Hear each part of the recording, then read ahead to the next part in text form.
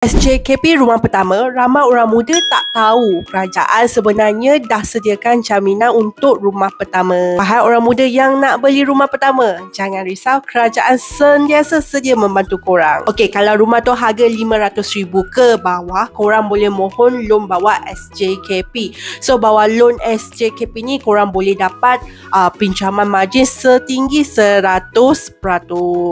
Dan juga korang boleh dapat pengecualian duty stamp untuk SMP dan pinjaman. Hai, saya Melissa. Saya bantu orang buat refinance dan loan rumah. Kalau nak saya bantu, komen bantu di bawah. Dalam Belanjawan 2026 hari tu, kerajaan dah tambah lagi 10 bilion untuk skim SJKP ni. Tujuannya adalah nak bantu mereka yang tak dapat lepas buat loan bank biasa.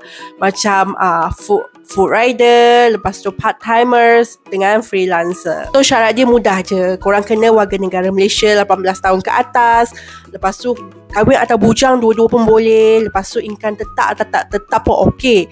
Asalkan tak disenarai hitamkan SITOS. Dan yang paling menarik, jaminan ni bukan sekadar untuk harga rumah, tapi juga termasuk kos sampingan macam renovation, perabot dan duty stamp. Setakat ni kerajaan dah bantu lebih 93,000 pembeli rumah pertama untuk dapat kunci rumah mereka sendiri. Untuk semakkan layakan rumah pertama bawah SJKP, boleh pergi ke profile page dan mesej kami atau komen di bawah. Jumpa anda dalam video seterusnya.